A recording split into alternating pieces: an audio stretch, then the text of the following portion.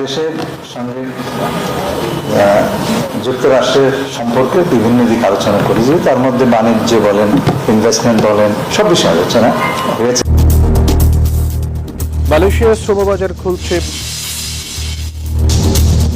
শ্রমবাজার খুলছে প্রায় 2 বছর পর। কর্মী যাবে অগাস্ট থেকেই। প্রতারণা ঠেকাতে সতর্ক থাকার আহ্বান। আমরা বাংলাদেশে গিয়ে সংশ্লিষ্ট আইন শৃঙ্খলা বাহিনী এবং প্রশাসনের সাথে আলোচনা করব, নির্দেশনা প্রদান করব যেন এই ধরনের ভোগান্তির শিকার। সৌদিতে প্রবাসীদের ই-পাসপোর্ট ভোগান্তি কমাতে বাংলাদেশ কনস্যুলেটের কর্মশালা। সেবা প্রক্রিয়া আরও সহজ করার আহ্বান।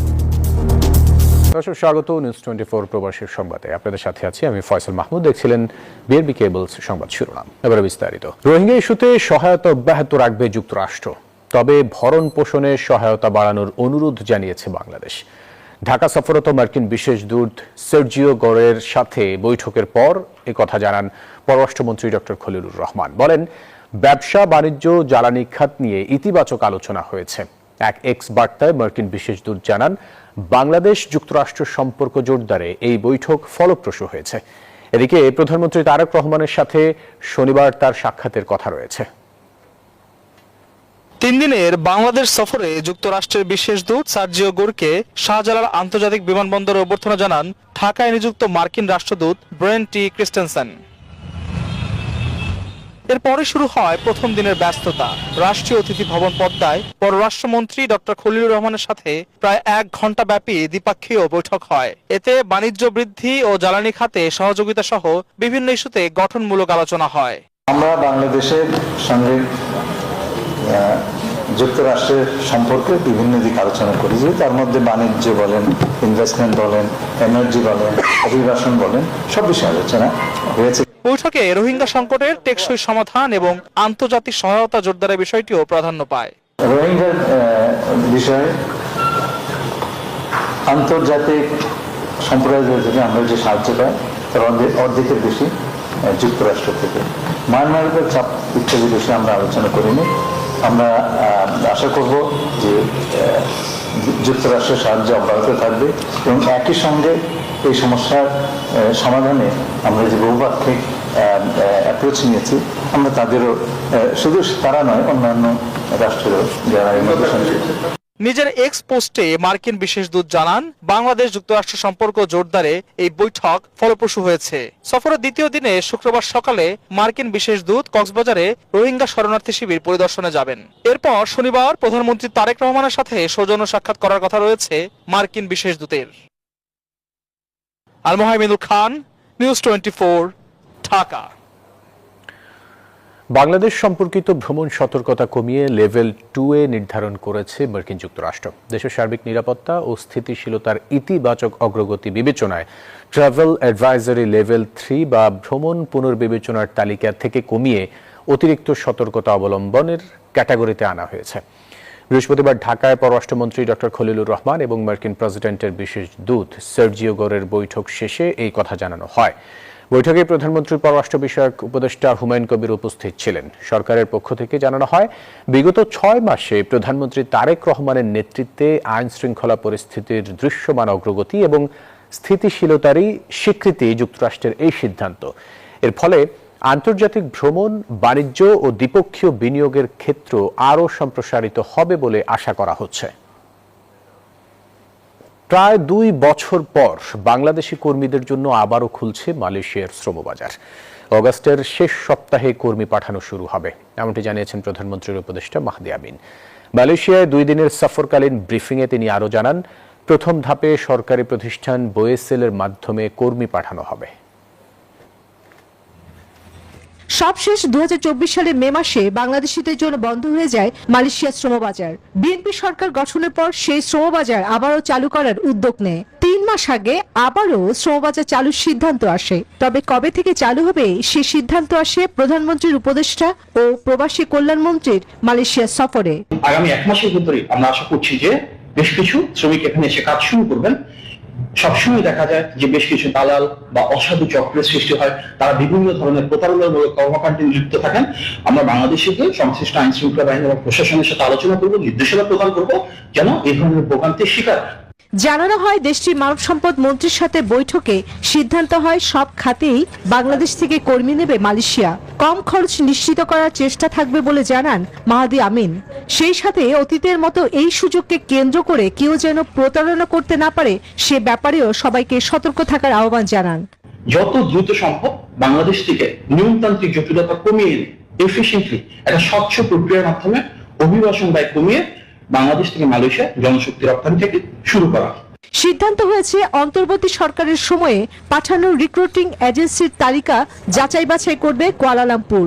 তবে সেই তালিকায় বাংলাদেশের ফেসিবাদের সময়ে এজেন্সি যাদের লাইসেন্স সম্প্রতি বাতিল হয়েছে তাদের না রাখার অনুরোধ জানিয়েছে ঢাকা। চন্দ্রানী চন্দ্রা, নিউজ 24। সংযুক্ত আরব আমিরাতে স্বয়ংক্রিয় ভিসা বাতিলের যে সংখ্যা গণমাধ্যমে এসেছে তা সঠিক নয়। ভিসা বাতিল হওয়ার সংখ্যা 626 জন, এমন তথ্য জানিয়েছেন পররাষ্ট্র প্রতিমন্ত্রী শামা ওবায়েদ। বৃহস্পতিবার বিকেলে নিজ কার্যালয়ে সংবাদ সম্মেলনে এমন তথ্য দেন তিনি। প্রতিমন্ত্রী বলেন, এরই মধ্যে 417 জনের ভিসা পুনরায় ইস্যু করতে সংযুক্ত আরব আমিরাত সরকারের কাছে অনুরোধ পাঠানো হয়েছে।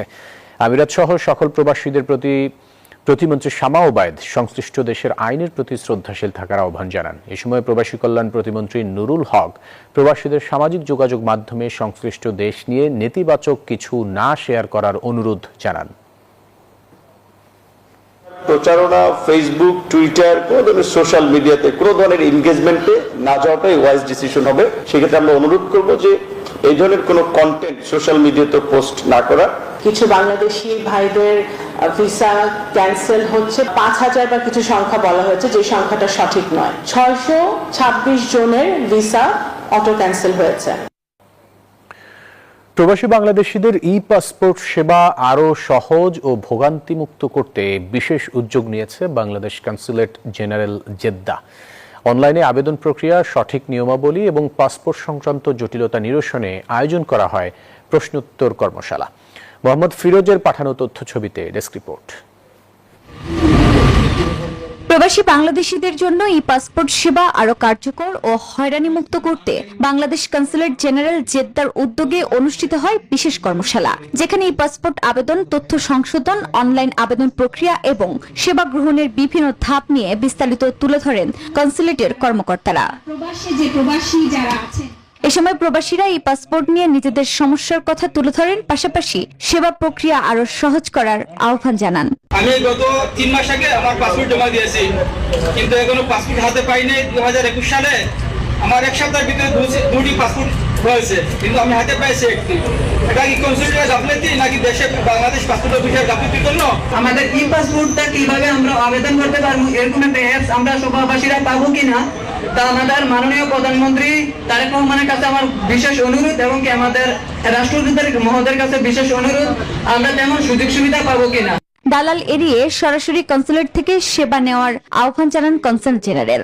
একটা ক্র্যাশ প্রোগ্রাম করছি, খুব শীঘ্রই আপনারা জানতে পারবেন কোন ভ্যানুতে আমরা করছি, এবং সেটা আনলিমিটেড। আমরা যে সংখ্যা ভাইরা আসবেন সবাইকে আমরা সংখ্যাটা দিয়ে দেবো। চেষ্টা করছি ভাই, কারণ আমাদের তো বেশি ভাইরা সবাইকে যেন পাসপোর্ট পায় সেই লক্ষ্যে আমরা সবাই, সমস্ত কর্মকর্তারা সবাই সচেতন আছে, আমরা কাজ করছি। এই উদ্যোগকে স্বাগত জানিয়েছেন প্রবাসীরা। সচেতনতা বৃদ্ধি এবং তথ্যভিত্তিক সেবা নিশ্চিত হলে পাসপোর্ট সহ সব ধরনের কনসুলার সেবা আরো সহজ ও দ্রুত পাওয়া যাবে, এমন প্রত্যাশা তাদের।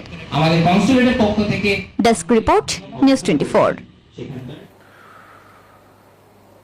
মালদ্বীপে নিউজ 24 এর প্রতিষ্ঠাবার্ষিকী পালিত হয়েছে। 11তম বর্ষে পদার্পণ উপলক্ষে রাজধানী মালেতে অনুষ্ঠানে প্রধান অতিথি ছিলেন বাংলাদেশ হাইকমিশনের তৃতীয় সচিব সৈয়দ আমজাদ। এ সময় নিউজ 24 এর বস্তুনিষ্ঠ সাংবাদিকতার প্রশংসা করেন প্রবাসীরা। ইমরান হোসেন তালুকদারের পাঠানো তথ্য ছবিতে ডেস্ক রিপোর্ট। মুখর পরিবেশে মালদ্বীপে উদযাপিত হলো দেশের জনপ্রিয় সংবাদ মাধ্যম নিউজ 24 এর 11তম বর্ষে পদার্পণ। দিনটি উপলক্ষে রাজধানী মালের একটি রেস্টুরেন্টে অনুষ্ঠানের আয়োজন করা হয়। অনুষ্ঠানের শুরুতেই নিউজ 24 এর বস্তুনিষ্ঠ সাংবাদিকতার প্রশংসা করেন প্রবাসীরা। শত কর্মব্যস্ততার মাঝে আমরা যখন অবসর সময় পেয়ে দেশের কোনো নিউজ দেখে থাকি, আমরা নিউজ 24 দেখে থাকি। নিউজ 24 এর মালদ্বীপ প্রতিনিধি ইমরান হোসেন তালুকদারের সঞ্চালনায় অনুষ্ঠানে প্রধান অতিথি হিসেবে ছিলেন বাংলাদেশ হাই কমিশনের তৃতীয় সচিব সৈয়দ আমজাদ আলী। উপস্থিত ছিলেন মালদ্বীপ বিএনপির নেতৃবৃন্দ ছাড়াও বিভিন্ন সামাজিক সাংস্কৃতিক সংগঠনের প্রতিনিধি, প্রবাসী বাংলাদেশি কমিউনিটির সদস্য সহ আরো অনেকে। যে কাজ করে যাচ্ছে এটা খুবই প্রশংসনীয়। আমি যতগুলো নিউজ ওনাদের দেখছি বা ওনারা তুলে ধরেছে, কোন নিউজ আমি শুনি নাই যে ওনারা মিথ্যা কোনো প্রচার করে গেছে। সমাজের প্রতিবিম্ব হচ্ছে যে খবরগুলো আমরা পেয়ে থাকি, সুতরাং বলা হয় যে সংবাদ হচ্ছে সমাজের আয়না। সুতরাং আমাদেরকে যা দেখাবে তারই প্রতিবিম্ব কিন্তু ফুটে উঠবে আমাদের কর্মে, আমাদের নতুন প্রজন্মের কাছে। শেষে কেক কেটে নিউজ 24 এর 11তম বর্ষে পদার্পণ উদযাপন করা হয়। Desk report, news 24। ব্যক্তিগত ও পারিবারিক সফরে যুক্তরাজ্যে পৌঁছেছেন বাংলাদেশ জাতীয় সংসদের চিফ হুইপ ও বিএনপির ভাইস চেয়ারম্যান মোহাম্মদ নুরুল ইসলাম মনি। লন্ডনের হিথ্রো বিমানবন্দরে তাকে উষ্ণ অভ্যর্থনা জানান যুক্তরাজ্যে অবস্থানরত বিএনপির সিনিয়র নেতারা। উপস্থিত ছিলেন কেন্দ্রীয় বিএনপির সদস্য ও সংসদ সদস্য মোহাম্মদ কয়সার এম আহমেদ, মোহাম্মদ তাজুল ইসলাম, মিসবাউজ্জামান সোহেল, ডক্টর মুজিবুর রহমান, বাবুল চৌধুরী এবং বাবর চৌধুরী সহ দলের অন্যান্য নেতাকর্মীরা। এ সময় সৌহার্দ্যপূর্ণ পরিবেশে কুশল বিনিময় ও সংক্ষিপ্ত মত বিনিময় অনুষ্ঠিত হয়।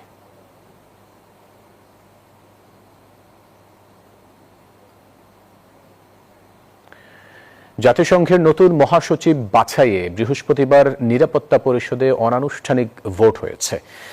গোপন এই ভোটের মাধ্যমে 7 জন প্রার্থীর মধ্যে একজনকে বেছে নেওয়া হবে। ডিসেম্বরের শেষে জাতিসংঘের বর্তমান মহাসচিবের পদ ছাড়ছেন অ্যান্টনিও গুইতেরেস। পর্তুগালের নাগরিক গুইতেরেসের স্থলাভিষিক্ত হওয়ার জন্য ল্যাটিন আমেরিকা ও আফ্রিকার দেশগুলোর প্রার্থীরা এখন পর্যন্ত এগিয়ে রয়েছেন। নিরাপত্তা পরিষদের 15 সদস্য দেশের প্রতিনিধিরা অনানুষ্ঠানিকভাবে প্রাক বাছাই হিসেবে ভোট দেবেন। একাধিক দফায় হওয়া এই প্রক্রিয়া শেষ হতে পারে আগামী অক্টোবরে। Mr. Erhurman and Mr. Christodoulides. সংযুক্ত আরব আমিরাতে কর্মরত বাংলাদেশি সাংবাদিকদের সংগঠন বাংলাদেশ রিপোর্টার্স ইউনিটির সাংগঠনিক কার্যক্রমকে আরও গতিশীল ও কার্যকর করার লক্ষ্যে নতুন কার্যনির্বাহী কমিটি গঠন করা হয়েছে। নবগঠিত কমিটিতে সভাপতি নির্বাচিত হয়েছেন সিরাজুল হক এবং সাধারণ সম্পাদক নির্বাচিত হয়েছেন মোহাম্মদ সরওয়ার উদ্দিন রনি। সভায় নবনির্বাচিত কার্যনির্বাহী কমিটির সদস্যরা সংগঠনের গঠনতন্ত্র ও লক্ষ্য বাস্তবায়নে সততা, নিষ্ঠা ও পেশাদারিত্বের সঙ্গে কাজ করার অঙ্গীকার ব্যক্ত করেন।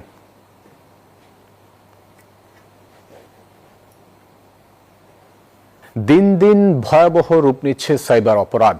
চরিত্র হনন করা হচ্ছে, সাইবার বুলিং করে সামাজিক মাধ্যমে নানাভাবে হেনস্থা করা হচ্ছে যাকে খুশি তাকে। ব্যক্তিগত কিংবা রাজনৈতিক প্রতিহিংসা চরিতার্থ করতে সত্যকে মিথ্যা বানানো হচ্ছে, সাদাকে করা হচ্ছে কালো। সব মিলিয়ে বেপরোয়া হয়ে উঠছে সাইবার অপরাধীরা। বিষে উঠছে ব্যক্তি ও পারিবারিক জীবন। বিশেষজ্ঞরা বলছেন সাইবার আইনকে আরও যুগোপযোগী করতে হবে, নিশ্চিত করতে হবে প্রয়োগ। বিস্তারিত জানাচ্ছেন শাহ আলী জয়। সামাজিক মাধ্যমে ভিডিও প্রকাশের পরই ট্রল শুরু হয় সিলেটের শিক্ষিকা বিউটি রানী পালকে নিয়ে। চলে চরিত্র হননের চেষ্টা। যদিও বিউটি পালের পক্ষে দাঁড়িয়েছিলেন শিক্ষক সহ বিভিন্ন শ্রেণী পেশার মানুষ, তবে সামাজিক মাধ্যমের গণপরিসরে এমন অসংখ্য উদাহরণ আছে যেখানে এই মাধ্যম ব্যবহার হয় মানুষের চরিত্র হননের কাজে।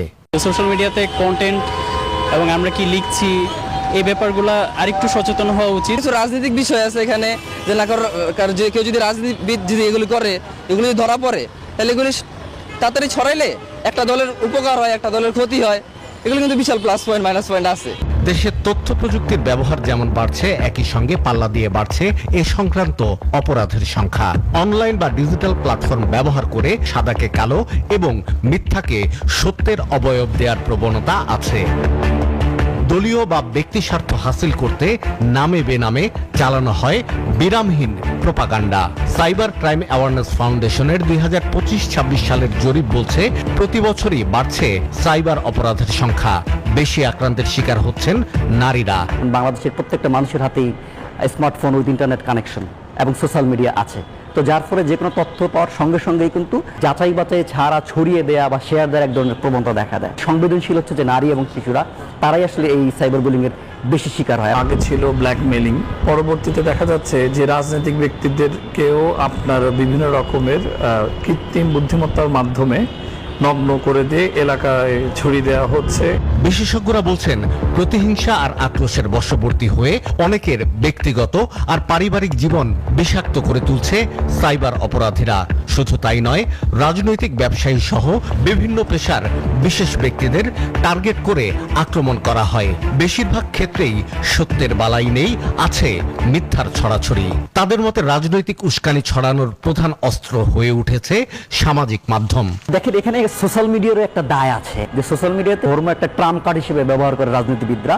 তো সেক্ষেত্রে তখন এটিকে আসলে এই অ্যালগরিদমের ফলে দ্রুত যখন শেয়ার দেয়, সোশ্যাল মিডিয়া আসলে এটাকে আরো বেশি বেশি মানুষের কাছে নিয়ে যায়, মানুষের সামনে নিয়ে যায়। তখন যেহেতু আমাদের সাধারণ মানুষের মধ্যে মিডিয়া লিটারেসি নেই, ডিজিটাল লিটারেসির ঘাটতি আছে, যার কারণে তারা দ্রুত আসলে এটা শেয়ার দেওয়ার এক ধরনের প্রবণতা হয় এবং এটা ভাইরাল হয়ে যায়। তবে সাইবার প্রতারণা কিংবা অপরাধ নিয়ে আইন হয়েছে, সময়ের প্রয়োজনে সেই আইনের পরিবর্তন হয়েছে, কিন্তু সেই আইন কতটা সময় উপযোগী হয়েছে তা নিয়ে প্রশ্ন উঠেছে বিভিন্ন সময়ে।